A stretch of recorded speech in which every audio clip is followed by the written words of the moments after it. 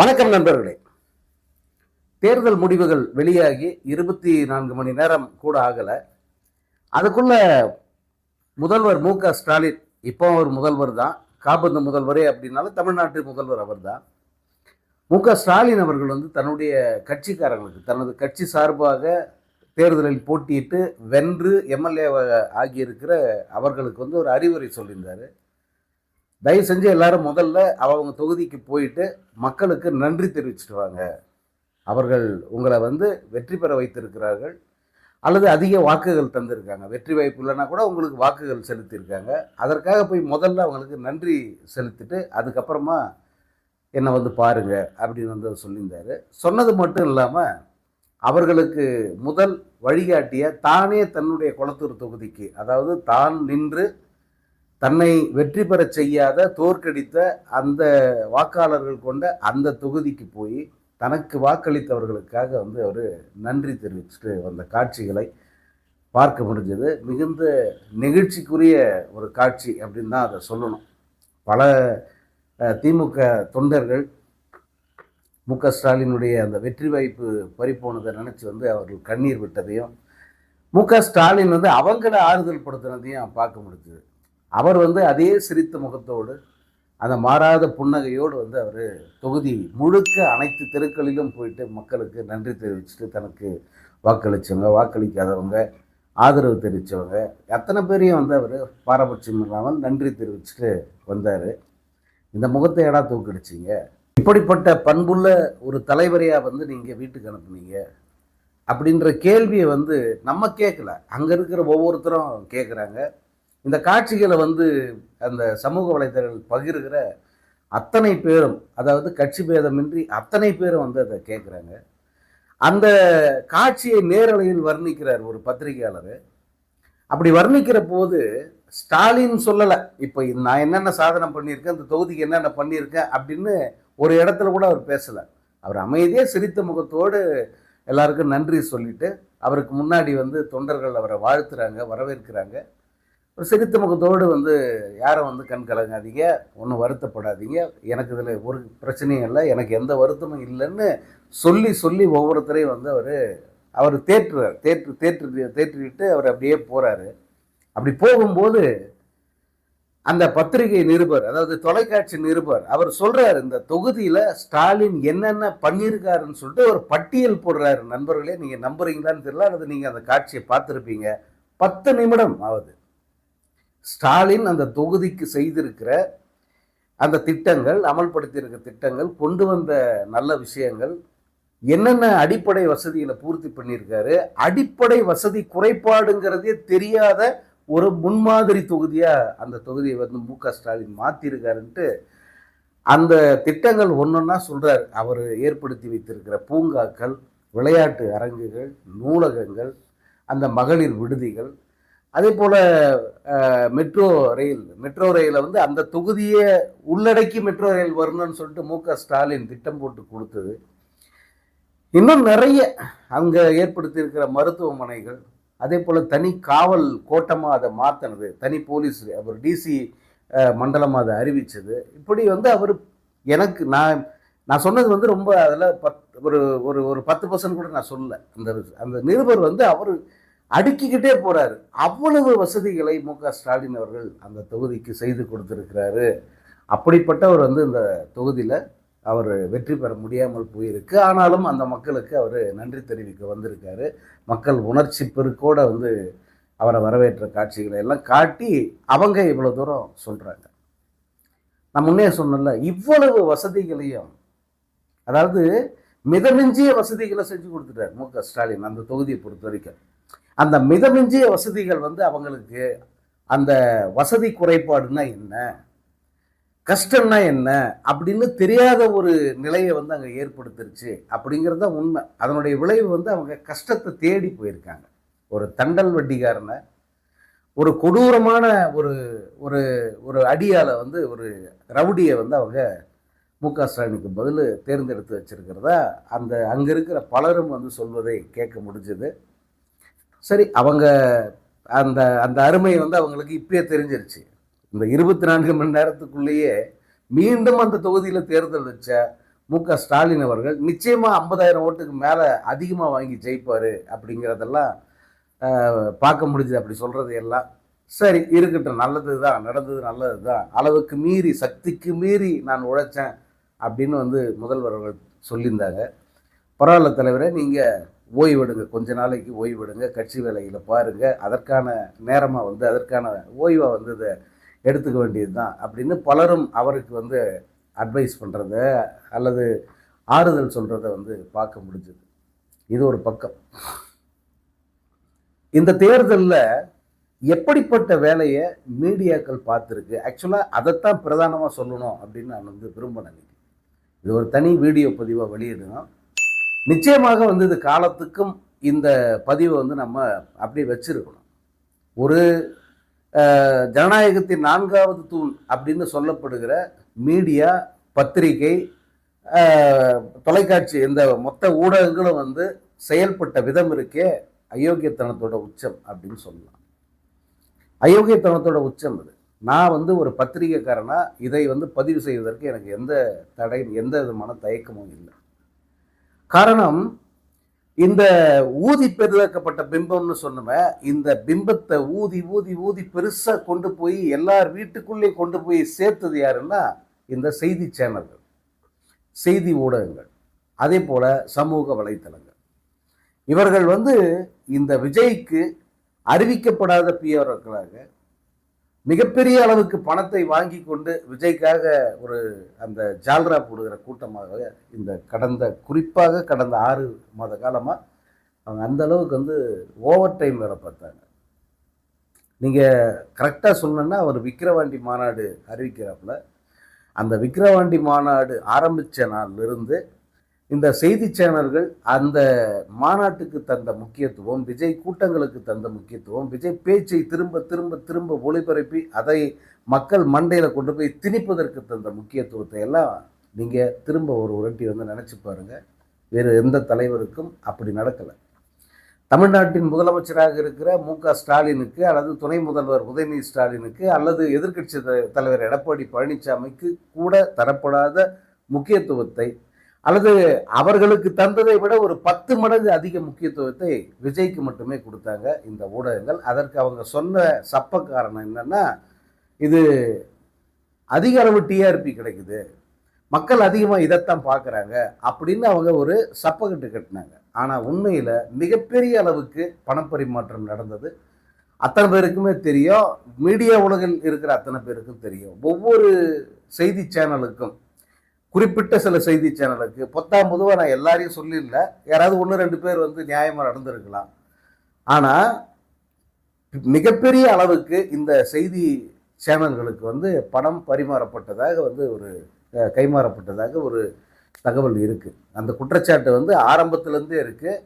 ஏன்னா ஒரு லைவுக்கு இவ்வளோ அல்லது காம்போவாக ஒரு 10 லைவ் கண்டினியூஸாக பண்ணுறதுக்கு இவ்வளோ பெரிய தொகை அப்படின்னு சொல்லிட்டு இந்த செய்தி நிறுவனங்களுக்கு வந்து அவங்க பணத்தை கொடுத்ததாகவும், ஒரு 6-8 லைவ் நான் போடுறோம், அது காசு கொடுத்துருங்க, 2 லைவ் வந்து உங்களுக்கு போனஸாக சேர்த்துக்கிறோம் அப்படின்னு சொல்லி பணம் பெற்றதாகவெல்லாம் கூட நிறைய நம்பகத்தன்மை உள்ள தகவல்கள் வந்து கிடைச்சிது. அதிலும் ஒரு குறிப்பிட்ட சேனலுடைய ஹெட்டு வந்து கோடிக்கணக்கில் பணத்தை வாங்கி கொண்டு இந்த விஜய்க்கு சாதகமாக வந்து அவர் பேசியதாக, அதாவது நேர்காணல் கொடுத்ததாக, எழுதியதாக குற்றச்சாட்டுகள் இருக்கு.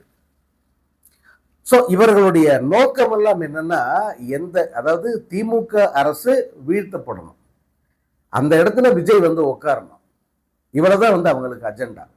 அதற்கு என்ன செலவானாலும் பரவாயில்ல, எவ்வளவு நாள் நாங்கள் தரேன்னு சொல்லிட்டு கொடுத்து இதை இந்த மீடியா மூலமாக மக்கள் மனதில் வந்து விஜயை கொண்டு போயிட்டு திணிச்சது இதுன்னா இந்த மீடியா உலகம் தான். அதே போல இந்த ஊடகங்களில் நடைபெற்ற விவாதங்கள், அதே போல அந்த யூடியூப் தளங்களில் சிலருடைய அந்த பேச்சுக்கள், அதெல்லாம் நீங்க பார்த்துருப்பீங்க. இவை அனைத்துக்கும் வந்து விஜயனுடைய அந்த பேரோல் கம்பெனிஸ் இருக்குல்ல, அந்த லூப்பு, அப்புறம் ரூட்டு, இன்னும் வாய்ஸ் ஆஃப் காமன், இந்த மாதிரியான அமைப்புகள் மூலமாக மிகப்பெரிய அளவுக்கு வந்து பணத்தை வந்து அவங்க அடிச்சிருக்காங்க அப்படிங்கிற செய்தி வந்து அப்புறத்தே இருந்தது. ஆனால் இந்த பிரச்சாரங்களுக்கு தமிழ்நாட்டு வாக்காளர்கள் மயங்கிட மாட்டாங்க, அதுக்கு சில கொஞ்சம் பேர் தற்குறித்தனமாக யோசித்து எதோ யோசிக்காமல் போட்டு போடுற கொஞ்சம் பேர் இருப்பாங்க, அவங்க என்ன போடுவாங்க அப்படி தான் நினச்சிக்கிட்டு இருந்தோம். ஆனால் இந்த பேச்சுக்களையும் நம்பி ஒரு மிகப்பெரிய கூட்டம் வாக்களிச்சிருக்கு அப்படிங்கிறது தேர்தல் முடிவுகள் காட்டுகிற உண்மை. இவங்களுடைய வேலையே என்னன்னா, விஜய் மிகப்பெரிய ஒரு மக்கள் செல்வாக்கு மிக்கவர், அவருக்கு இவ்வளோ பெரிய கூட்டம் கூடுது, இந்த கூட்டம் ஆர்கானிக்காக வருது, இவங்கெல்லாம் ஓட்டாக மாறுவாங்க அப்படிங்கிற அந்த நேரேட்டிவ் செட் பண்ணுறது தான் வந்து அவங்களுடைய வேலையாக இருந்தது.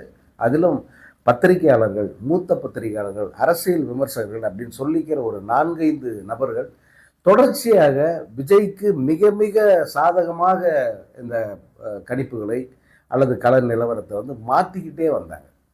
அவங்க மாற்றினாங்க, திணிச்சாங்க அப்படிங்கிறது தான் உண்மை.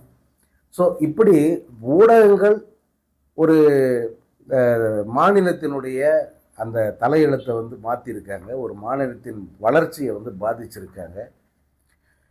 வளர்ச்சின்னா என்ன அல்லது ஆட்சி நிர்வாகம்னா என்ன எல்லாரும் தெரிஞ்சுக்கிட்டே வராங்களான்னு கேட்பாங்க. அப்படி அல்ல, ஒரு கொஞ்ச கால களத்தில் வேலை பார்க்கணும்ல. ஏன் விஜய்க்கு இவ்வளோ பெரிய எதிர்ப்பு, ஏன் விஜயை வந்து ஏற்றுக்க முடியல, ஏன் விஜய்க்கு தரப்பட்ட இந்த மக்கள் தீர்ப்பை மதிக்க மாட்டேன்றோம் அப்படின்னா அரசியல் கட்சிகள் மதிக்கலாம். ஸ்டாலின் வந்து அதை மிகப்பெரிய அளவுக்கு மரியாதையோடு அதை ரிசீவ் பண்ணிக்கலாம். நமக்கு அந்த கட்டாயமெல்லாம் இல்லை. நம்ம தேர்தலில் நிற்க போகிறதில்ல, இவங்கிட்ட வந்து ஓட்டு கேட்டு நம்ம போய் கெஞ்ச போகிறதில்ல. எதற்காக வந்து நம்ம இந்த அராஜகமான அநியாயமான மக்கள் தீர்ப்பை வந்து ஏற்றுக்கணுன்ற கட்டாயம் நமக்கு இல்லை. அதனால் நான் இப்போவும் சொல்கிறேன், எப்போவும் சொல்கிறேன், இந்த தீர்ப்பு ஏற்க முடியாதது, நியாயமற்றது, அநியாயமானது. ஓகேவா? ஆனால் இப்படி ஒரு தீர்ப்பை வந்து மக்கள் மீது திணிச்சிருக்காங்க. இந்த ஒரு ஒரு முக்கியமான ஃபேக்டர், அது இந்த மீடியாங்கிறது ஒரு முக்கியமான ஃபேக்டர். அவங்க எல்லாரும் கூட்டு சேர்ந்து தமிழ்நாட்டுக்கு வேண்டாத ஒரு நபரை, தமிழ்நாட்டுக்கு மிக மிக ஆபத்தான ஒரு நபரை கொண்டு வந்து நம்ம தலையில் உட்காத்தி வச்சுருக்காங்க அப்படின்னு தான் வந்து இதை நான் பார்க்குறேன்.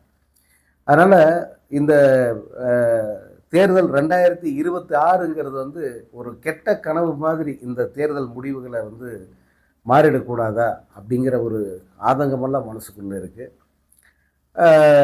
இப்போ இந்த தேர்தல் இந்த ரிசல்ட் கிடைச்ச பிறகு இவங்க ஆட்சி அமைக்க போகிற விதம், அது எப்படி போக போகுது அப்படிங்கிறதெல்லாம் பார்க்கும்போது ஒரு சின்ன ஆறுதல் ஒன்று வருது. அது என்னென்னா, ஒரு அல்பாயுசில் வந்து இந்த ஆட்சி போவதற்கு வாய்ப்பு இருக்குது, மீண்டும் தேர்தல் வருவதற்கு வாய்ப்புகள் அதிகமாக இருக்குது அப்படிங்கிற மாதிரி தான் இதை பார்க்க வேண்டியதாக இருக்குது. காரணம், விஜய்க்கு 107 தொகுதிகள் தான், 107 சீட்டு தான் இருக்குது. 108 ஜெயிச்சாலும் அதில் ஒரு சீட்டு வந்து விஜய் ரிசைன் பண்ண போகிறாரு. ஸோ 107, அதுலேயே ஒன்றை வந்து சபாநாயகராக உட்கார வச்சுட்டாங்கன்னா 106 தான்.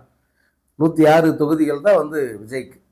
சபாநாயகர் வாக்களிக்கலாமான்னா சில நேரங்களில் வானளாவிய அதிகாரம் படைத்த சபாநாயகர்கள் வாக்களிக்கவும் அதிகாரம் உரிமை இருக்குது அப்படின்றத எடுத்துக்கிட்டால் கூட 107 பேர். ஸோ 107 பேருடைய ஆதரவு மட்டும்தான் விஜய்கிட்ட இருக்குது. பெரும்பான்மையை நிரூபிக்கணும்னா அவர் இன்னும் 11 எம்எல்ஏக்களுடைய ஆதரவை பெறணும். இந்த 11 எம்எல்ஏக்கள் எங்கேருந்து கிடைப்பாங்க? இந்த மாதிரி நேரங்களில் மிக சின்ன நம்பராக இருந்தால் கூட அது ஒரு மிகப்பெரிய தலைவலியாக மாறும். ஒன்றும் இல்லை, 2 எம்எல்ஏ தான் வேணும். ஆனால் எங்கேயும் அந்த எம்எல்ஏ இல்லை. யார்கிட்டேருந்து போய் உருவுறதுன்னு தெரியல. எந்த கட்சியிலேருந்து உருவினாலும் கட்சி தாவல் தடை சட்டப்படி அவங்க வந்து தண்டிக்கப்படுவாங்க. அப்படின்னும் போது எப்படி வந்து அந்த 2 எம்எல்ஏ பிடிக்க முடியும்? அப்போ அந்த எம்எல்ஏவுக்கு மவுசு ரொம்ப ஜாஸ்தி இல்லையா? அதுபோல் விஜய்க்கு இப்போது ஆட்சி அமைக்க தேவை 11 அல்லது 12 எம்எல்ஏக்களோட தயவு வேணும். இந்த 12 எம்எல்ஏக்களை எங்கேருந்து எடுப்பாங்க? நம்ம ஏற்கனவே சொல்லியிருந்தோம், திமுக கூட்டணியில் அந்த 12 எம்எல்ஏக்கள் இருக்காங்க. ஆனால் அவங்க அத்தனை பேர் வந்து அங்கே போய் சேருவாங்களா, ஆதரவு அளிப்பாங்களா அப்படின்னா சில தயக்கங்கள் இருக்குது. இப்போ காங்கிரஸ் வந்து ஊருக்கு முன்னே அது ஒரு மானகட்ட கட்சிங்கிறத திரும்ப திரும்ப நிரூபிக்குது. ஊருக்கு முன்னாடியே வந்து அங்கே போய் துண்டு போட்டுட்டு நாங்கள் வந்து எப்போ வேணாலும் விஜய்க்கு ஆதரவு அளிப்போம் அப்படின்னு அவங்க ஓப்பனாக சொல்லிட்டாங்க. அதே போல் அந்த கட்சியினுடைய பொதுச் செயலாளருங்கிற போஸ்டில் இருக்கிற அது ஒரு மானங்கெட்ட ஒரு நபர், அந்த கேசி வேணுகோபால், அந்த நபர் வந்து நான் விஜய்கிட்ட பேசிட்டேன், நாங்கள் வந்து அவருக்கு ஆதரவு அளிக்க போகிறோம் அப்படின்னு சொல்லிட்டாங்க. ஸோ 5 எம்எல்ஏக்கள் ஆதரவு விஜய்க்கு நிச்சயமாக கிடைக்குது, காங்கிரஸ் எம்எல்ஏக்களுடைய ஆதரவு. அதுக்கு அடுத்த இன்னும் 6 எம்எல்ஏக்கள் வேணும். இந்த 6 எம்எல்ஏக்களை எங்கேருந்து எடுப்பாங்க? விசிக 2, கம்யூனிஸ்டுகள் 4. ஸோ 6 எம்எல்ஏக்கள் வந்துடுறாங்க.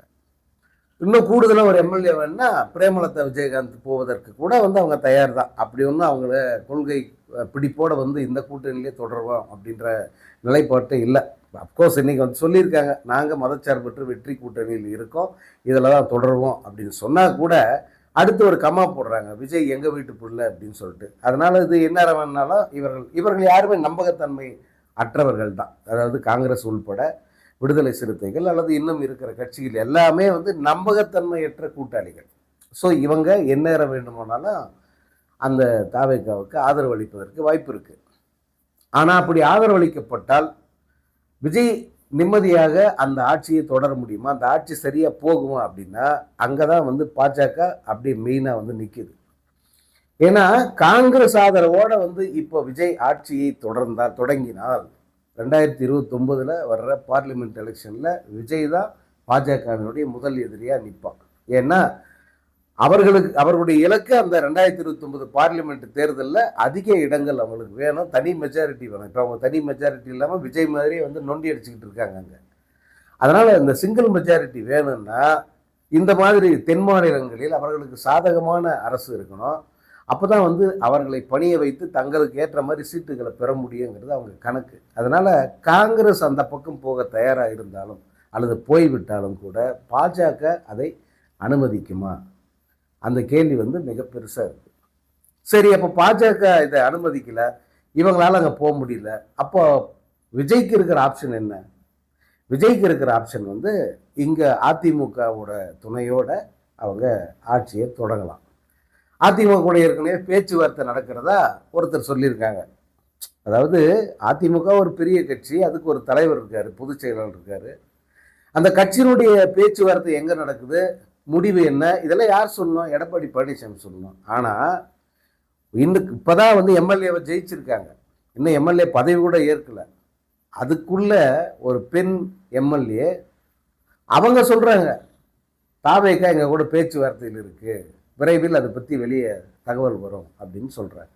எடப்பாடி பழனிசாமியை முந்திக்கிட்டு ஒரு பெண் எம்எல்ஏ சொல்கிறாங்க. அவங்க தான் லாட்ரி மார்டினோட மனைவி லீமா ரோஸ், ஆதவ் அர்ஜுனாவுடைய மாமியார்.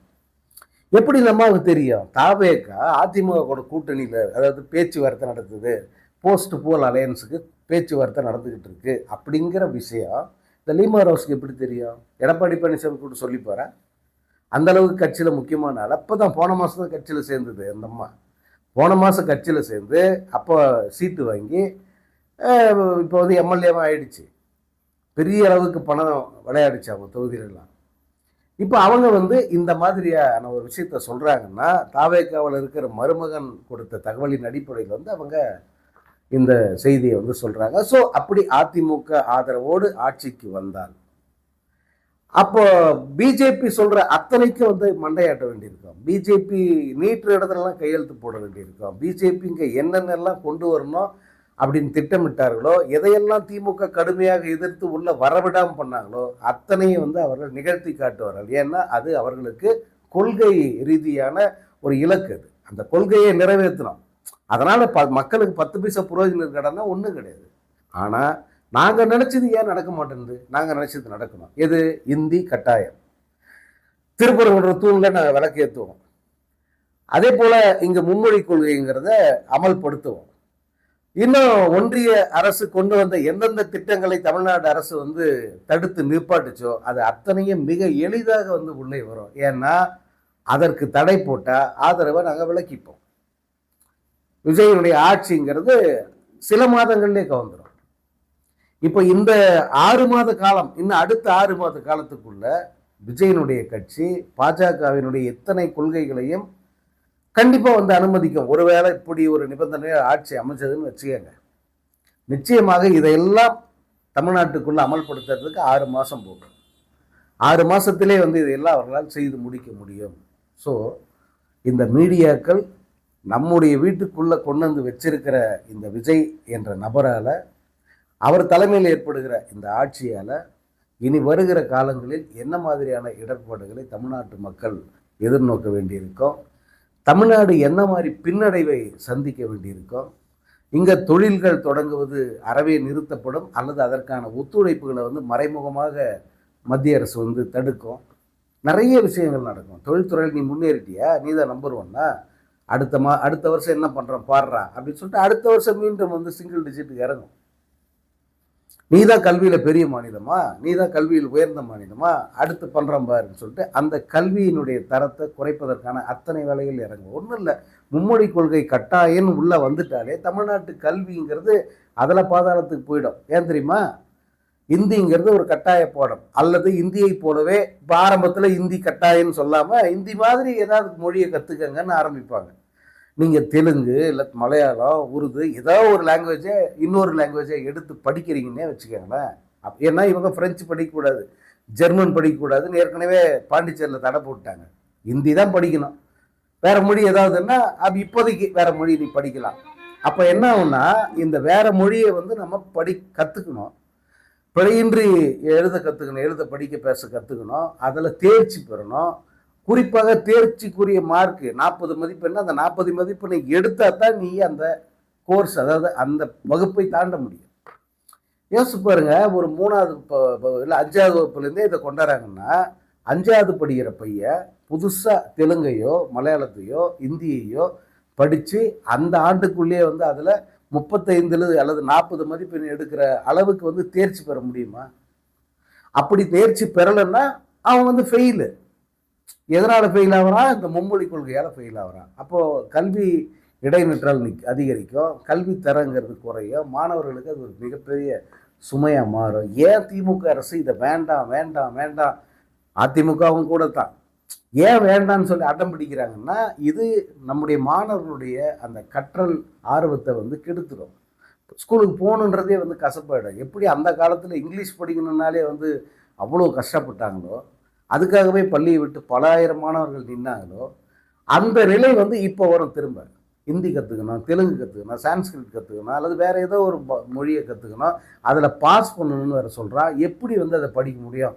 என்னால் முடியாது அப்படின்னு மாணவர்கள் சொல்லுகிற ஒரு நிலை ஏற்படும். இதே தான் எல்லா துறைகளிலும் இந்த மாதிரியான பின்னோக்கி போகிற அந்த வேலை வந்து நடக்க ஆரம்பிக்கும்.